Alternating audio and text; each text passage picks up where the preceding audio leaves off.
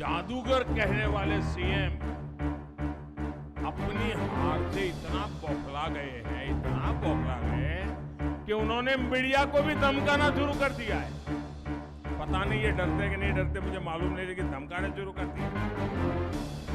लेकिन लोग बताते हैं कि लाल डायरी के पन्नों और गणपति प्लाजा के लॉकरों से निकलते माल की खबरों पर यहाँ अघोषित को दबा करके इनसे झूठी खबरें लेकर जुड़ी जो खबरें हैं वो छापो मत, और झूठी खबरें छापो, ये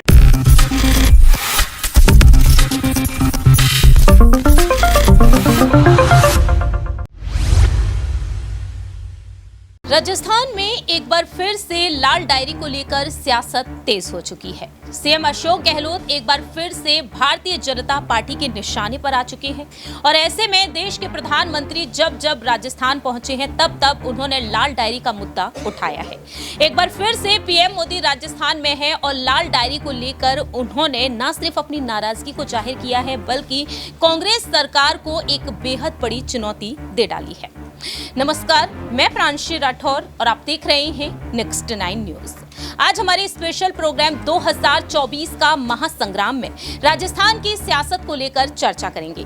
न्यूज रूम में बैठे हुए तमाम सहयोगियों से जानेंगे कि आखिरकार राजस्थान की सरकार को लेकर उनका क्या कुछ कहना है। आखिरकार सीएम अशोक गहलोत जो लाल डायरी को लेकर अब विवादों में घिर चुके हैं, एक बार फिर से उसको लेकर वह क्या सोचते हैं। दरअसल आपको बता दें कि प्रधानमंत्री नरेंद्र मोदी जब राजस्थान के दौरे पर पहुंचे, बीकानेर में उनका शानदार तरीके से स्वागत किया गया, रोड शो निकाला गया। इस पर कांग्रेस पार्टी ने अपनी बात रखी, लेकिन दूसरी ही तरफ पीएम मोदी राजस्थान में अलग अलग विधानसभा क्षेत्रों का दौरा कर रहे हैं तो वह गहलोत सरकार पर निशाना साधते हुए देखे जा रहे हैं। सबसे पहले आपको एक रिपोर्ट दिखाते हैं और इस रिपोर्ट के जरिए आप जानेंगे कि पीएम मोदी ने आखिरकार इस पर क्या कुछ कहा। देखिए सर। यहाँ खुद को जादूगर कहने वाले सीएम अपनी हार से इतना बौखला गए कि उन्होंने मीडिया को भी धमकाना शुरू कर दिया है। पता नहीं ये डरते कि नहीं डरते, मुझे मालूम नहीं, लेकिन धमकाना शुरू कर दिया है। लेकिन लोग बताते हैं कि लाल डायरी के पन्नों और गणपति प्लाजा के लॉकरों से निकलते माल की खबरों पर यहाँ अघोषित प्रतिबंध छप ही नहीं रहा है, टीवी पे नहीं आ रहा है। अचानक क्या हो गया भाई?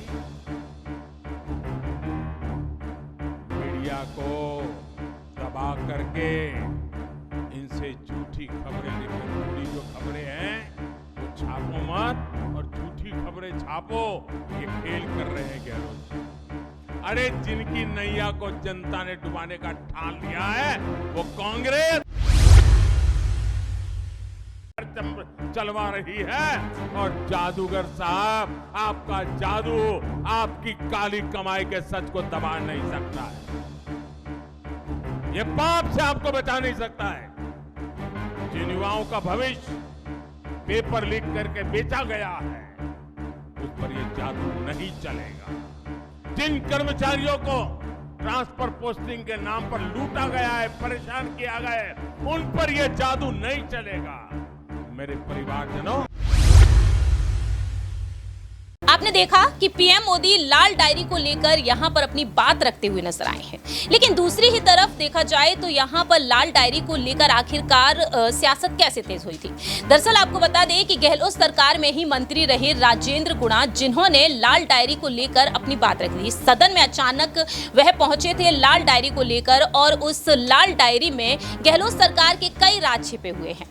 आपको याद दिला दें कि महिलाओं को ध्यान में रखते हुए, महिलाओं के साथ जो अत्याचार हो रहा है राजस्थान में उसको ध्यान में रखते हुए और मणिपुर में जो हिंसा हुई थी उसे ध्यान में रखते हुए राजेंद्र गुणा ने एक वक्त एक बयान दिया था और गहलोत सरकार को निशाने पर ले लिया था। लेकिन देखा गया कि राजेंद्र गुणा खुद ही फंसते हुए नजर आए। सदन में देखा गया कि जब वह लाल डायरी लेकर पहुंचे उस दौरान शांति धारीवाल और राजेंद्र गुणा के बीच हाथापाई तक हो गई और इसके बाद राजेंद्र गुणा ने सदन से बाहर आकर अपनी बात रखी। तो यहाँ पर राजेंद्र गुणा का वो वीडियो भी दिखाते हैं कि कैसे वह रोते बिलखते हुए नजर आए मीडिया के सामने और कैसे उन्होंने गहलोत सरकार के वो तमाम राज खोल डाले। तो आपको यहाँ पर लाल डायरी के बारे में पहले सब कुछ दिखाते हैं कि लाल डायरी में आखिरकार क्या कुछ छिपा हुआ है। से क्यों डर रहे थे, उन्होंने मेरे से क्यों छुना, क्यों मुझे नीचे पटका, क्यों मेरे से छीन के ले गए हो? ये सामने आती है तो क्या होगा, अब आगे क्या होगा अगर सामने ले आओगे आप मीडिया के सामने? डायरी के अंदर की दो बात बता दीजिए। दो बात तो बता दो। मैं तो पूरी डायरी टेबल कर रहा था, पूरी डायरी टेबल कर रहा था। सामने बता दीजिए। एक दो उसमें जो मुद्दे हैं लाल डायरी के अंदर वो बता दीजिए। किसको सारा का सारा आर्थिक लेन देन तो 2 नंबर में हुआ। 2 नंबर में धर्मेंद्र राठौड़ के द्वारा मुख्यमंत्री जी के नाम लिखे हुए हैं, उसके अंदर वैभव गहलोत के नाम लिखे गए हैं। और क्रिकेट के चुनाव के अंदर किसको पैसे कैसे दिए, राज्यसभा में कैसे दिए, सरकार के संकट में किस किस एमएलए को कितने कितने पैसे दिए, किसके द्वारा दिए पैसे, आया कहाँ, पैसा गया कहाँ, सब कुछ था उसमें।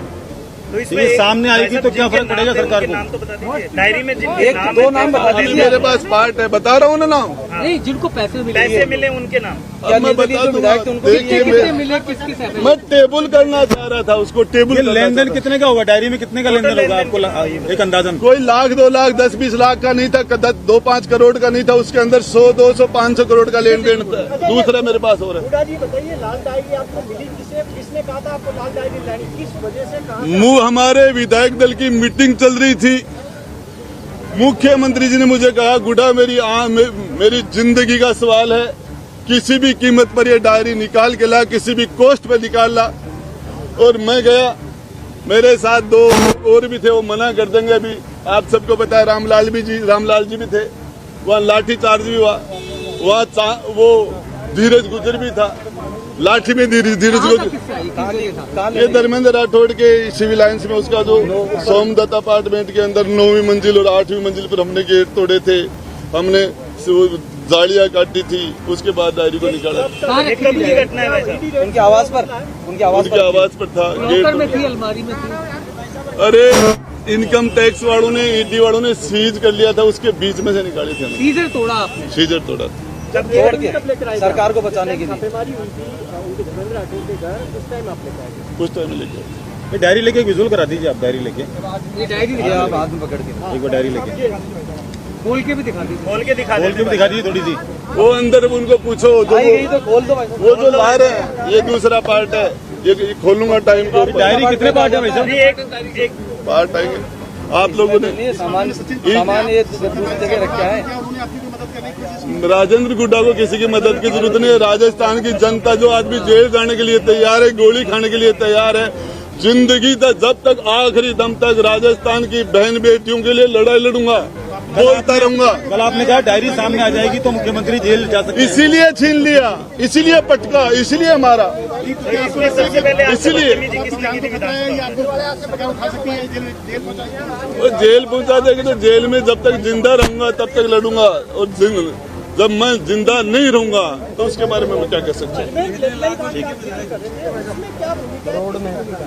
उसमें कांग्रेस के पूर्व युवा कांग्रेस के अध्यक्ष गहलोत जी प्रोटोकॉल तोड़ के वहाँ के एसपी से मिलने के लिए गए थे। कपड़ा मंत्री एक एसपी से मिल रहा था, फिर वो उस एसपी को बार बार सम्मानित करने पर 7 बार लगातार फील्ड की पोस्टिंगें दी गई थी। किस किस को बचाया, ये सारा इनका नार्को टेस्ट कराया जाए, मेरा मीडिया के थ्रू मांग है। और ये जेल में जो लोग बलात्कार दुष्कर्म के अंदर बंद है, उससे बड़े इसी विधानसभा के अंदर बैठे हैं, ये सबसे बड़ा अपराधी वो गड्ढे। लेकिन इनके सामने, इनके चारों तरफ सरकार, सत्ता का और फोर्स का और ताकत का इनके चारों तरफ घेरा, उसमें सारे पाप बाहर वालों के द्वारा ये करते हैं। जिस तरीके से लॉरेंस बिश्नोई केंद्र की जेल में से काम कर रहा है, उस तरीके से बाहर काम। आपने जाना कि किस तरह से यहाँ पर लाल डायरी को लेकर अब राज खोल दिए गए थे राजेंद्र गुणा की तरफ से, और तब से पीएम मोदी बार बार लाल डायरी को लेकर अपनी बात रख रहे हैं। तो आज यहाँ पर न्यूज रूम में बैठे हुए सहयोगियों से जानेंगे कि राजेंद्र गुणा ने एक और बात कही थी इसको लेकर कि लाल डायरी अगर हाथ में आ जाती है तो यहाँ पर सीएम अशोक गहलोत की गिरफ्तारी तक हो सकती है। तो क्या वाकई में राजस्थान में अब भारतीय जनता पार्टी की सरकार सत्ता में आ जाती है तो क्या गहलोत यहाँ पर मुश्किलों में फंसते हुए नजर आएंगे? पहला सवाल यहाँ पर रहेगा हमारे सहयोगी अमन जी से कि आखिरकार वह सियासत को किस तरह से देख रहे हैं। राजस्थान में परंपरा रंग लाती है, लेकिन क्या वह परंपरा इस बार टूटती हुई नजर आएगी? अगर नहीं टूटती है, बीजेपी सत्ता में आती है, तो क्या सीएम अशोक गहलोत यहाँ पर मुश्किलों का सामना करते हुए देखे जाएंगे? देखिए बिल्कुल, और राजस्थान की आप बात करें, जाहिर बात है कि वहाँ पर कांग्रेस पार्टी लगातार एड़ी चोटी का जोर इस समय लगाती हुई नजर आ रही है कि इस तरह से वो सत्ता बचाने की जो लड़ाई है उसमें वो दिखाई पड़ रहे हैं। लेकिन वहीं बीजेपी की बात करें तो लगातार उनके बड़े नेता हो, मंत्री हो, खुद पीएम मोदी वहाँ के लगातार चक्कर काट रहे हैं, और ऐसे में बड़ी संभावना है कि वहाँ की जो पॉलिटिकल फाइट है कांग्रेस और बीजेपी के बीच में ये बड़ी ज़बरदस्त होने वाली है। तो इसमें कई सारे हमें नए नए एंगल देखने को मिल रहे हैं और लगातार एक दूसरे पर वार प्रतिवार होते हुए नजर आ रहे हैं, चाहे वो पीएम मोदी हों या अशोक गहलोत हों और राहुल गांधी हों या और भी जो पार्टी के लीडर्स हैं, वो लगातार एक दूसरे पर वार कर रहे हैं। लाल डायरी का जिक्र हो रहा है, पीएम मोदी ने खुद इसके बारे में जिक्र किया है कि अगर वो सत्ता में आते हैं तो बाकी कार्रवाई होगी, लेकिन जो लोग सत्ता में हैं उनके ऊपर भी कार्रवाई हो रही है। चाहे दिल्ली की बात करें, आप झारखंड की बात करें, तो ऐसे में किसी राज्य में उनका सत्ता में होना या ना होना कोई बहुत बड़ा मैटर नहीं करता मुझे लगता है बीजेपी के लिए, क्योंकि जिस तरह से दिल्ली समेत और वेस्ट बंगाल और बिहार और इसके अलावा जिस तरह से हम झारखंड में देख रहे हैं कि लगातार वहाँ पे ईडी और तमाम दूसरे एजेंसियों की छापेमारी हो रही है, लगातार नेताओं के ऊपर कह सकते हैं कि शिकंजा कसा जा रहा है। तो ऐसे में बीजेपी जिस तरह की बात कह रही है तो इसमें कोई दोहराई नहीं है कि अगर वो सत्ता में आते हैं तो ज़रूर लाल डायरी के ऊपर चर्चा होगी। उसमें जो तथ्य हैं, तमाम सारी बातें कही जा रही हैं कि विधायकों की खरीद फरोख्त उसमें लिखी हुई किस तरह से हुई, इसके अलावा और भी तमाम सारे तथ्य उसमें मौजूद हैं। लेकिन क्या वास्तव में बीजेपी सत्ता में आएगी और सत्ता में आती है तो कितना काम या कितनी कार्रवाई इसके ऊपर कर पाती है, ये देखना मेरे ख्याल से बहुत दिलचस्प होने रहेगा, क्योंकि बीजेपी ने कई राज्यों में कई तरह की बातें इसको लेकर कही है। जैसे छत्तीसगढ़ की बात करें, वहाँ महादेव ऐप को लेकर चर्चा थी, उस पर पीएम मोदी ने बोला। वहीं जिस तरह से हम राजस्थान में देख रहे हैं कि वहाँ पर भी लगातार पीएम मोदी लाल डायरी को लेकर तमाम सारे बयान दे रहे हैं। लेकिन हैरानी तब होती है प्रांशी, जब पीएम मोदी जब नरेंद्र सिंह तोमर का जब मामला सामने आता है तो वहाँ पर उनके मुंह से कोई शब्द नहीं निकलता, चुप्पी साधे हुए नजर आते हैं। तो ये अपने आप में एक अलग तरह का विषय है। लेकिन हाँ, इसमें कोई दो राय नहीं है कि अगर सत्ता में बीजेपी आती है तो अशोक गहलोत मुश्किलों में घिर सकते हैं। वाकई में कहीं ना कहीं अशोक गहलोत की मुश्किलें बढ़ती हुई नजर आ सकती हैं आने वाले समय में। अगला सवाल यहाँ पर अक्षय से रहेगा कि वह क्या कुछ कहते हैं इसको लेकर। अशोक गहलोत तो मुश्किलों में फंसी रहे हैं। यहाँ पर अशोक गहलोत के साथ साथ राजेंद्र गुड़ा ने वैभव गहलोत उनके बेटे का नाम भी लिया, दूसरी ही तरफ धर्मेंद्र राठौड़ का नाम लिया। आखिरकार यहाँ पर जिस तरह से ईडी की छापेमारी हमने देखी गोविंद सिंह डोटासरा के घर पर, तो क्या यहाँ पर इस लाल डायरी के चलते मुश्किलें अभी ही बढ़ती हुई नजर आएंगी? क्या केंद्र की मोदी सरकार अभी से ही कोई बड़ा एक्शन ले सकती है?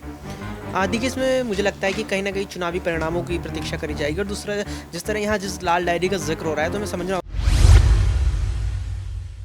कि लाल डायरी में केवल एक नहीं, यहाँ कई सारे विवाद छुपे हैं कांग्रेस के भीतरी। जिस तरह आपने यहाँ पर वैभव गहलोत का जिक्र किया, तो वैभव गहलोत का लाल डायरी में जिक्र है आरसीए के अध्यक्ष यानी राजस्थान क्रिकेट एसोसिएशन का अध्यक्ष यहाँ अशोक गहलोत ने बनवाना चाहते थे। उसके लिए कहीं ना कहीं राजेंद्र राठौड़ वे शख्स थे जिन्होंने जिला क्रिकेट संघ जितने भी है राजस्थान में, उनके अध्यक्षों को मनाया था यहाँ वैभव गहलोत के पक्ष में वोट करने के लिए। और कहीं ना कहीं ये बात भी लाल डायरी में शामिल की गई है। ये बात निकल कर सामने आई है कि जो जिला क्रिकेट एसोसिएशन के अध्यक्ष उस समय रही हैं, उस दौरान उन्हें भी पैसे दिए गए थे, यानी कि वैभव गहलोत के फेवर में वोट डालने के लिए। तो ये बात भी लाल डायरी में जिक्र किया गया है। इसके अलावा जिस तरह यहाँ पर आपने ईडी का जिक्र किया है कि डोटासरा की यहाँ कार्रवाई हुई है, तो यहाँ पर राजेंद्र राठौड़ के यहाँ भी साल 2020 में शायद यहाँ पर रेड पड़ी थी उनके एक फ्लैट पर, और तभी यहाँ पर तमाम 10-12 करीब डायरियाँ थी जो बरामद हुई थी, उनमें से एक लाल डायरी का भी जिक्र आया। तो मुझे लगता है कि जो यहाँ रेड की अब बात है, आगे वाली प्रक्रिया और जो है केंद्र सरकार की, वो कहीं ना कहीं 3 तारीख या अगर सरकार यहाँ राज्य में बनती है तो उसके बाद शायद देखने को मिल सकती है। वाकई में देखा जाए तो आने वाले समय में कहीं ना कहीं अगर भारतीय जनता पार्टी सत्ता में आ जाती है, तब जाकर यहाँ पर मुश्किलें और भी ज्यादा बढ़ती हुई नजर आएंगी। अगला और आखिरी सवाल यहाँ पर अबरार से रहेगा कि आखिरकार वह इस मामले में क्या कुछ कहते हैं। राजस्थान में क्या वाकई में भारतीय जनता पार्टी ही सत्ता में आएगी या फिर कांग्रेस पार्टी? अगर कांग्रेस आती है तो लाल डायरी के मुद्दे को क्या वाकई में छिपा दिया जाएगा, मामला बिल्कुल शांत होता हुआ नजर आएगा?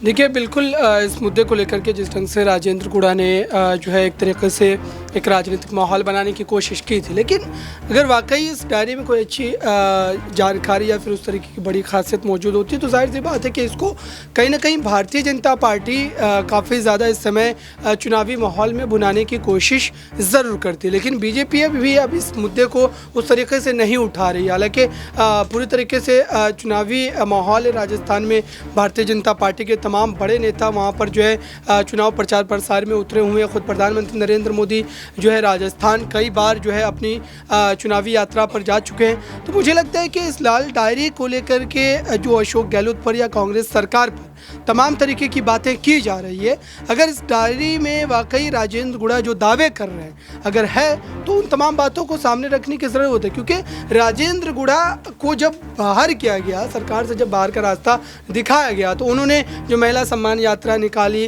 और लोगों को जोड़ने की कोशिश की ताकि उससे कांग्रेस पार्टी को या फिर व्यक्तिगत रूप से अशोक गहलोत को जो मुख्यमंत्री बनने से रोका जा सके।